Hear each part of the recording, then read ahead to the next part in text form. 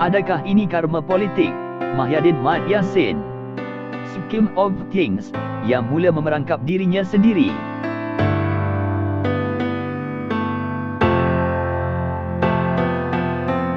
Saya tertarik dengan tulisan Zaharin Muhammad Yassin mengenai kemelut politik UMNO Bersatu yang tengah panas sekarang ini.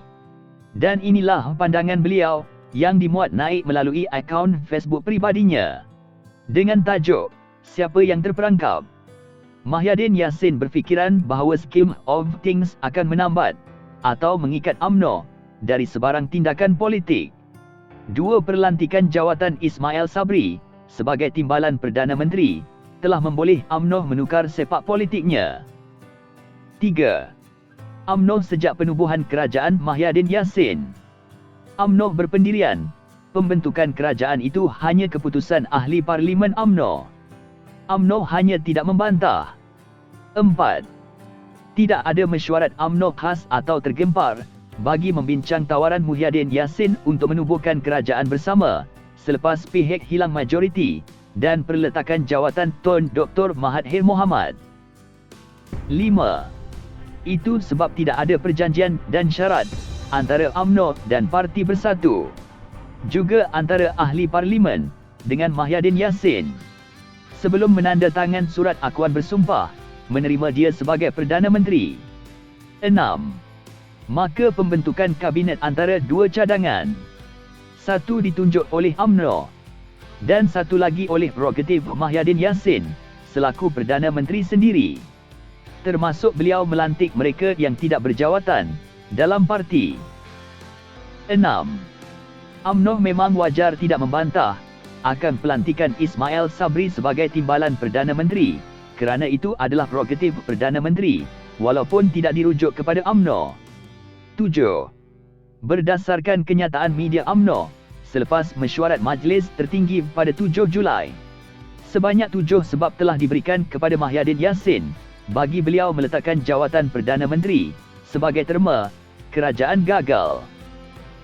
Dan berpandukan kepada 7 kegagalan kerajaan memenuhi aspirasi rakyat yang digariskan tadi, maka Tempoh memberikan sokongan kepada Tan Sri Mahyadin Yassin selaku Perdana Menteri ditarik balik dan ditamatkan serta-merta.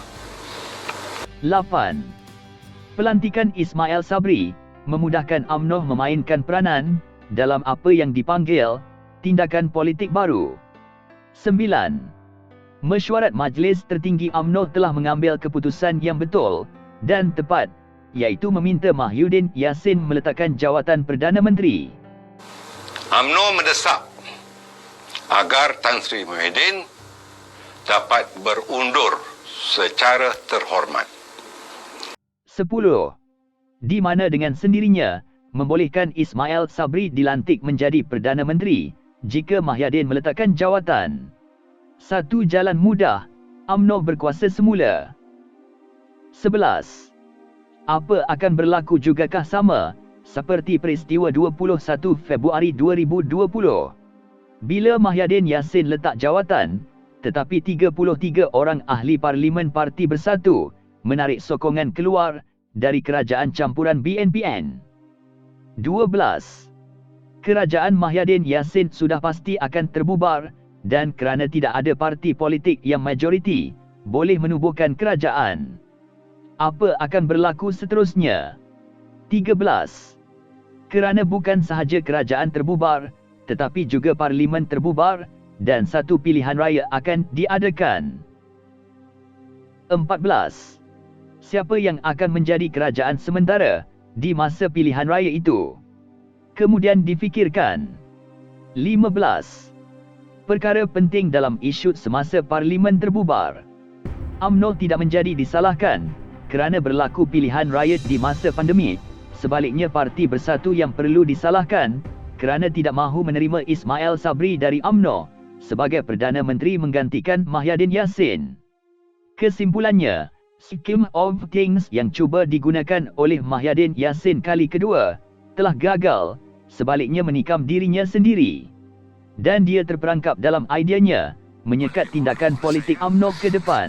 Parti yang dah tengah langgang dah masuk longkang. Tak kalah teruk. Dah hancur dah. Tak ada sentimen. Sepatutnya sudah sampai masa untuk orang Melayu memikirkan bahawa UMNO sudah tidak wujud lagi. Sang Kelembai, Zaharin Muhammad Yassin.